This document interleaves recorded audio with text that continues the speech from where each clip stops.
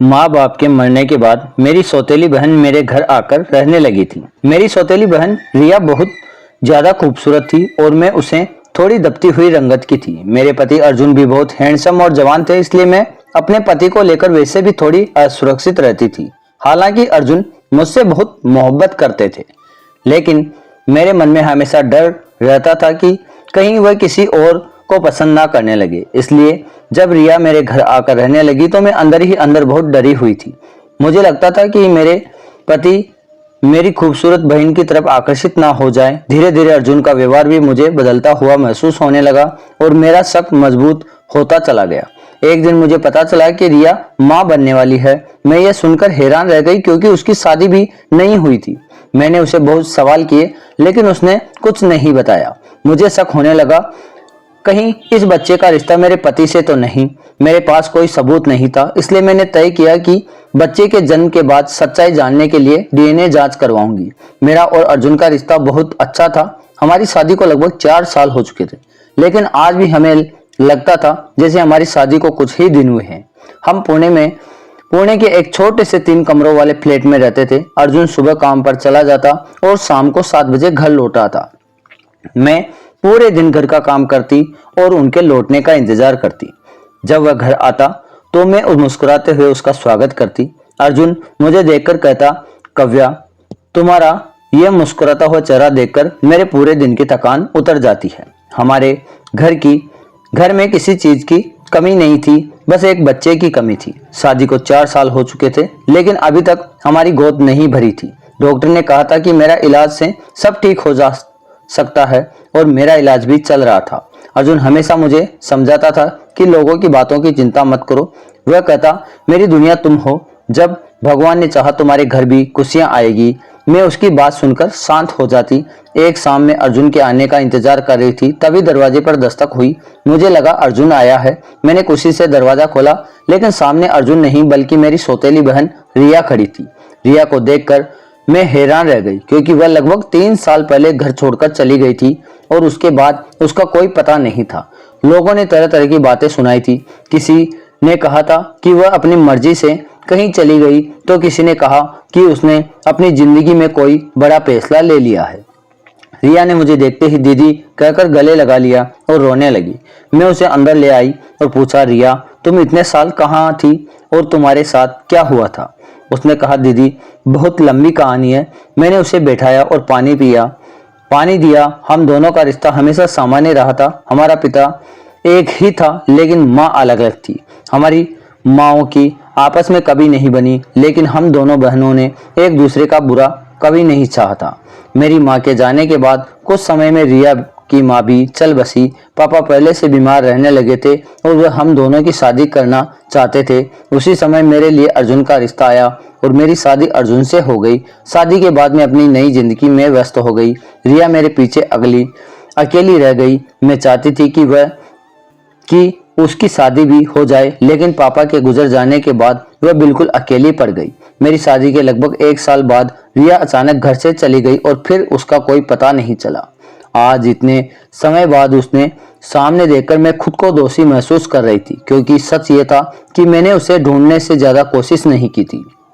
मैंने सोचा था कि शायद वह अपनी जिंदगी में आगे बढ़ गई होगी, लेकिन आज उसकी हालत देखकर लग रहा था कि उसने बहुत मुश्किल समय देखा है। मैंने उसे कहा, तुम पहले नहा लो और आराम करो, मैं तुम्हें अपने कपड़े दे देती हूँ। कुछ ही देर में अर्जुन भी आने वाले होंगे, फिर हम साथ खाना खाएंगे। मन में मैं परेशान थी, क्योंकि मैं रिया को अपने साथ रखने के लिए पूरी तरह तैयार नहीं थी, लेकिन उसके पास रहने को कोई जगह भी नहीं थी। मेरे पापा का पुराना घर में बेच चुकी थी और उसके पैसे बैंक में जमा थे। मुझे डर था कि कहीं रिया उस घर और अपने हिस्से के बारे में सवाल ना कर दे। तभी अर्जुन घर आ गया। उसने रिया को देखा और वह कुछ पल के लिए हैरान रह गया, लेकिन उसने रिया की हालत देखी तो उसकी चिंता होने लगी। उस रात हम तीनों ने साथ खाना खाया। मुझे लगा था अर्जुन और मैं रोज की तरह बाहर टहलने जाएंगे, लेकिन रिया को अकेला छोड़ना भी ठीक नहीं था। उस रात पहली बार मुझे महसूस हुआ कि रिया का मेरे घर आना मेरी जिंदगी में कोई बड़ा बदलाव आने वाला है। अगली सुबह मैं जल्दी उठकर सब्जी लेने बाहर चली गई। वापस आई तो देखा रिया और अर्जुन साथ बैठे थे। रिया रो रही थी और अर्जुन उसके कंधे पर हाथ रखकर उसे समझा रहे थे। मुझे देखते ही दोनों चुप हो गए। मैंने पूछा, क्या हुआ रिया, तुम रो क्यों रही हो? अर्जुन ने पूछा, कुछ नहीं, तुम इसका ख्याल रखा करो, बेचारी बहुत मुश्किल समय से गुजरी है। जाते जाते उसने मुझसे अपने कपड़े इस्त्री करके देने को कहा क्योंकि उसे ऑफिस जाना था। रिया भी उठकर बोली, दीदी आप कपड़े इस्त्री कर दो, मैं तब तक नाश्ता बना देती हूँ। मैंने मना किया लेकिन उसने कहा वह मेरा हाथ बांटना चाहती है। जब अर्जुन ऑफिस चला गया तो मैं रिया के पास बैठ गई। मैंने मन में एक बार सवाल लगातार घूम रहा था कि आखिर वह इतने साल कहाँ थी और अचानक वापस क्यों आई। मैंने कहा, हाथ पकड़कर पूछा, रिया सच सच बताना, तुम इतने दिनों तक किसके साथ रही थी और अब इतने परेशान क्यों? मेरी बात सुनकर उसकी आंखों में आंसू आ गए। उसने कहा, दीदी मैंने जिस इंसान पर भरोसा किया था उसने मुझे बीच रास्ते में अकेला छोड़ दिया। अब मेरे पास रहने का कोई जगह नहीं है। जब तक मैं अपने रहने का इंतजाम नहीं कर लेती, क्या आप मुझे अपना साथ रख लेगी? मैं उसे मना नहीं कर पाई। इसके बाद रिया रोज घर के कामों में मेरा हाथ बटाने लगी। अर्जुन भी जब ऑफिस से लौटते तो उसके लिए कभी फल तो कभी जरूरी सामान लेकर आता। शुरू में मुझे यह सब अच्छा लगा क्योंकि अर्जुन स्वभाव से ही मदद करने वाले इंसान थे, लेकिन धीरे धीरे उसकी चिंता मुझे कुछ और ज्यादा ही करने लगी। एक दिन अर्जुन रिया के लिए एक नए कपड़े और चूड़ियां लेकर आए। मैं हैरान रह गई क्योंकि अर्जुन ने मेरे लिए कभी खुद से इस तरह की खरीदारी नहीं की थी। मैंने पूछा, ये सब किस लिए? उसने कहा, रिया अपने साथ कुछ नहीं लाई है, इसलिए उसके लिए जरूरी सामान ले आया हूँ। वह तुम्हारी बहन है, उसकी मदद करना तुम्हारा फर्ज है। मैं उसकी बात सुनकर चुप हो गई, लेकिन मेरे मन में हल्की सी बेचैनी पैदा हो गई। कुछ दिनों बाद मैंने देखा कि अर्जुन और रिया आपस में बातें कर रहे थे और मेरे कमरे में आते ही दोनों अचानक चुप हो गए। मुझे लगा कि जरूर कोई ऐसी बात है जो दोनों मुझसे छिपा रहे हैं। मैंने अलग अलग दोनों से पूछने की कोशिश की, लेकिन दोनों ने बात टाल दी। एक दिन रिया की तबीयत अचानक खराब हो गई और वह बेहोश होकर गिर पड़ी। मैं तुरंत अर्जुन को फोन किया। वो ऑफिस से जल्दी आया और रिया को डॉक्टर के पास ले गए। डॉक्टर ने कुछ जांच ली। जब रिपोर्ट आई तो डॉक्टर ने बताया कि रिया मां बनने वाली है। ये सुनते ही मेरे होश उड़ गए। रिया को हमारे घर आए लगभग 2 ही महीने हुए थे और उसके आने के समय वह बिल्कुल सा मान्य थी, इसलिए मुझे समझ नहीं आ रहा था कि इतनी बड़ी बात मुझसे कैसे छिपा रही है। मेरे मन में तरह तरह के सवाल उठने लगे। आखिर इस बच्चे का पिता कौन था? मैंने डॉक्टर के सामने ही रिया की तरफ देखा, लेकिन वह नजरें झुकाई बैठी रही। डॉक्टर ने कहा कि अभी शुरुआत समय है, इसलिए इसकी अच्छी देखभाल जरूरी है। अगर इसके पति को खबर कर सकते हो तो उन्हें बुला लीजिए। मैंने तुरंत बात संभालते हुए कहा कि उसका पति बाहर रहता है और साल में कभी कभी घर आता है। डॉक्टर ने कहा, फिर भी उसे खबर कर देना अच्छा रहेगा। हम घर लौट आए। घर आते ही मेरा गुस्सा फूट पड़ा। मैंने रिया से पूछा, जब तुम यहाँ आई थी तब तुम्हें अपनी हालत देखकर हालत का पता नहीं था और अब डॉक्टर कह रहे हैं कि तुम मां बनने वाली हो। आखिर बच्चे का पिता कौन है? रिया चुप रही। मैंने अर्जुन की तरफ देखा और पूछा, तुम बताओ, तुम्हें इतना सब कुछ कैसे पता है और तुम रिया की इतनी चिंता क्यों करते हो? अर्जुन ने कहा, काव्या, तुम अपनी बहन के लिए इस हालत में ऐसे सवाल करो, पहले इसी की तबीयत संभलने दो। मैंने कहा, लेकिन मुझे सच्चाई जानने का हक है। अर्जुन ने रिया को आराम करने के लिए कहा और मेरे लिए उसे कुछ खाने पीने का इंतजाम करने को कहा। उसका यह व्यवहार देखकर मेरा शक और बढ़ गया। उस दिन से अर्जुन का ध्यान रिया की तरफ और बढ़ गया। वह समय पर उसकी दवा पूछता, उसके खाने का ध्यान रखता और बार बार मुझसे कहता कि रिया को किसी तरह की परेशानी नहीं होनी चाहिए। मैं अंदर ही अंदर परेशान रहती थी। एक दिन रिया ने मेरी किसी बात की शिकायत से अर्जुन कर दी। अर्जुन ने मुझे समझाते हुए कहा कि तुम हालत समझो, वह पहले ही बहुत परेशान से गुजर चुकी है। मैंने गुस्से में कहा, आखिर तुम उस दिन उसकी इतनी चिंता क्यों करते हो? क्या वह तुम्हारी जिम्मेदारी है? अर्जुन ने कहा, वह तुम्हारी बहन है और अब उसके साथ एक नन्ही जान भी जुड़ी हुई है। उसकी मदद करना गलती नहीं है, लेकिन मुझे उसकी बातों में यह एक छिपा हुआ राज महसूस होता था। मैं रात पर सोचती रहती कि आखिर रिया के बच्चे का पिता कौन है। मेरे मन में सबसे बड़ा शक अर्जुन पर ही था। मैंने कई बार दोनों को अकेला बात करते देखा और हर बार मेरे पति मेरे आते ही उनकी बातचीत रुक जाती। मुझे लगने लगा कि शायद मेरी जिंदगी भर में वही होने वाला है जिसका डर रिया के आने के दिन से था। फिर एक दिन मैंने अर्जुन से सीधा कहा, अगर तुम्हारे और रिया के बीच कोई ऐसी बात है जो मुझे नहीं पता तो मुझे सच बता दो। अर्जुन मेरी बात सुनकर बहुत नाराज हुआ और बोला, तुम्हें मुझ पर इतना भी भरोसा नहीं। मैंने कहा, भरोसा था, लेकिन अब तुम्हारा व्यवहार मुझे मजबूर कर रहा है। उसने कुछ नहीं कहा और चुपचाप अपने कमरे के बाहर चला गया। मैं सारी रात रोती रही। मुझे लग रहा था कि मेरा अपना घर धीरे धीरे मेरे हाथों से निकल रहा है, लेकिन मुझे नहीं पता था कि जिस सच्चाई को मैं गलत समझ रही थी उसे पीछे एक बहुत बड़ा राज छुपा हुआ था।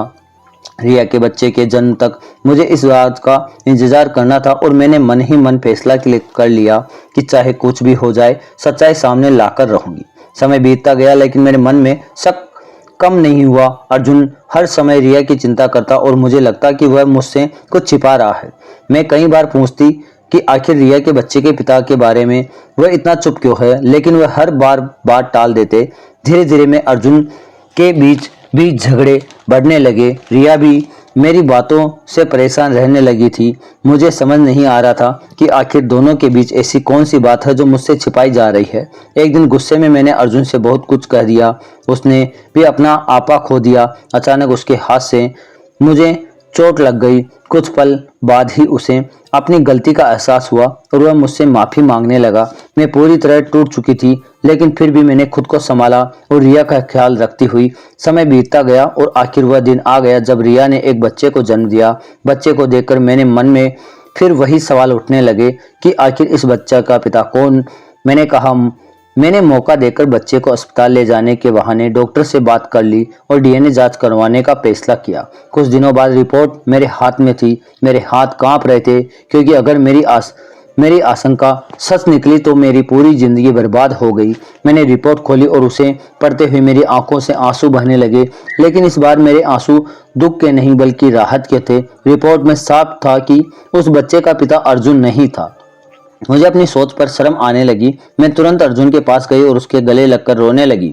मैंने कहा, अर्जुन, मुझे माफ कर दो, मैंने तुम पर शक करके बहुत बड़ी गलती की। अर्जुन ने मेरी आंखों से आंसू पोंछते हुए कहा, तुम्हें पता है मैं तुम्हारी आंखों में आंसू नहीं देख सकता। मैंने कहा, मुझे तुम पर पूरा विश्वास है, लेकिन मुझे यह जानना है कि रिया के बच्चे का पिता कौन है।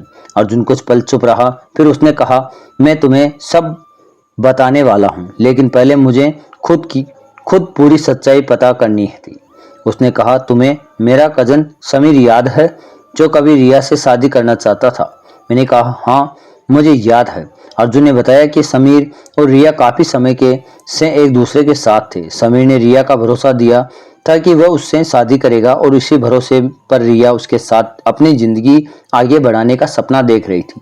लेकिन एक दिन समीर के घर वालों को दोनों के रिश्ते के बारे में पता चल गया और उन्हें पता चल गया कि समीर रिया से शादी करना चाहता है, तो उन्होंने इसका कड़ा विरोध किया। समीर ने परिवार को समझाने की बहुत बड़ी कोशिश की, लेकिन उसके घर वाले इस रिश्ते के लिए तैयार नहीं थे। समीर के घर वालों ने समीर पर और ज्यादा दबाव बनाना शुरू किया। समीर पहले रिया का साथ देने की बात कर रहा था, लेकिन परिवार के दबाव के आगे वह पीछे हट गया। उसने रिया से कहा कि वह फिलहाल उसके साथ नहीं रह सकता। यह सुनकर रिया पूरी तरह टूट गई थी। इसके पास वापस जाने के लिए कोई भी अपना नहीं था। रिया कुछ समय तक इधर उधर रोने लगी, मजबूर रही। वह अपनी हालत किसी को बताना नहीं चाहती थी। वह जब उसके पास रहने की कोशिश जगह नहीं बची तो वह हमारे घर आ गई। जब रिया हमारे घर आई तो उसे खुद अपनी प्रेगनेंसी की सही जानकारी नहीं थी। उसे सिर्फ इतना पता था कि उसकी तबीयत कई दिनों से ठीक नहीं चल रही थी। हमारे घर आने के लगभग 2 महीने बाद जब उसकी तबीयत अचानक खराब हुई और वह बेहोश होकर गिर गई, तब उसे डॉक्टर के पास लेकर गए। जांच के बाद डॉक्टर ने बताया कि रिया मां बनने वाली है। यही वह बात थी जिसने मेरे मन में शक पैदा कर दिया था। अर्जुन ने मुझे बताया कि रिया ने उसे समीर के बारे में पहले ही सब कुछ बता दिया था, लेकिन उसने कहा था कि दीदी को अभी कुछ मत बताना। वह मेरे सामने शर्मिंदा नहीं होना चाहती थी और उसे डर था कि मैं उससे मुंह मोड़ लूंगी। अर्जुन ने रिया की बात इसलिए मान ली क्योंकि वह अब पहले उसकी हालत संभालना चाहता था और फिर समीर को उसकी जिम्मेदारी के लेने के लिए मजबूर करना चाहता था। अर्जुन ने समीर से बात की थी और वह उसे समझाता था कि वह रिया और बच्चे की जिम्मेदारी से भाग नहीं सकता। उसने समीर के सामने साफ कर दिया कि अगर उसने रिया का साथ नहीं दिया तो वह उसके खिलाफ मौजूद सबूत सामने रख देगा। मुझे यह बात सुनकर अपनी गलती का एहसास हुआ। मैंने अर्जुन पर बेवजह शक कर दिया था और रिया को भी गलत समझता था। मैं रिया के पास गई और उसके कहा, तुमने मुझसे सब कुछ पहले क्यों नहीं बताया? रिया की आंखों में आंसू आ गए। उसने कहा, दीदी मैं आपसे शर्मिंदा नहीं होना चाहती थी। मुझे लगता था कि आप भी मुझे अपने से दूर कर देगी। मैंने उसे गले लगाकर कहा, तुम मेरी बहन हो और मुश्किल समय में बहन का साथ छोड़ना मेरा फर्ज नहीं है। उसी समय अर्जुन ने समीर को हमारे घर बुलाया। समीर काफ़ी शर्मिंदा था।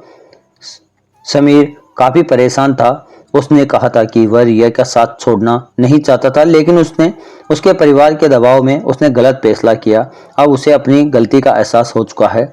उसने रिया और अपने बच्चे की जिम्मेदारी उठाने की बात कही।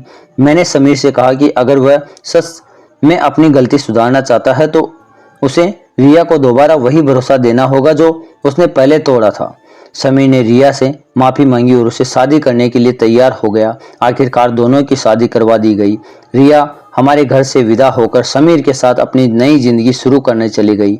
अब दोनों साथ रहते हैं और हफ्ते में एक बार हमारे घर भी आते रहते हैं।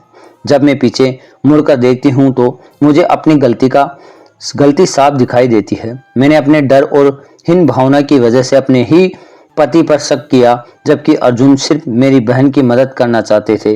अर्जुन आज भी मुझसे उतनी ही मोहब्बत करते हैं। एक दिन उसने मुस्कुराकर कहा, काव्या तुम तो बड़े खतरनाक निकली। मुझसे कितना झगड़ा किया? मैंने भी मुस्कुराकर कहा, क्योंकि मैं तुम्हें खोने से डर गई थी। अर्जुन ने मुझे अपनी बाहों में भरकर कहा, मैं तुम्हें छोड़कर कहीं नहीं जाऊंगा। मुझे तुम पर पूरा भरोसा है और तुम भी मुझ पर भरोसा रखना चाहिए। हमारी जिंदगी में फिर से खुशियाँ लौट आई। मैं अभी तक मां नहीं बनी थी, लेकिन डॉक्टरों ने उम्मीद दी कि इलाज के बाद मेरी परेशानी ठीक हो सकती है और आने वाले समय में हमारी भी गोद भर सकती है। हम अपनी बहन के लिए भी खुश थे और अपने रिश्ते को लेकर भी पूरी तरह निश्चित थे। उस दिन मुझे समझ आया कि कई बार इंसान अपने डर और शक की वजह से ऐसी कहानी मन में बना लेता है जिसका सच्चाई से कोई लेना देना नहीं होता। मैंने अर्जुन को गलत समझा और रिया पर भी बिना पूरी सच्चाई जानने शक किया, लेकिन आखिर में सच मेरे सामने था। अर्जुन ने मेरा साथ नहीं छोड़ा और रिया का भी अपनी जिंदगी दोबारा शुरू करने का मौका मिल गया। अब हमारे दोनों परिवार में फिर से खुशियाँ लौट आई थी। दोस्तों, आपको हमारी कहानी कैसी लगी ज़रूर बताएं। अगर कहानी पसंद आई हो तो लाइक करें और ऐसे ही कहानियाँ सुनने के लिए हमारे चैनल को सब्सक्राइब करना ना भूलें। मिलते हैं दोस्तों अगली कहानी में। तब तक आप हमें कमेंट करके इस कहानी के बारे में ज़रूर बताएं कि आपको ये कहानी कैसी लगी। अपना ख्याल रखें। धन्यवाद। मिलते हैं एक और कहानी में। तब तक एक लाइक और एक सब्सक्राइब ज़रूर करें, इससे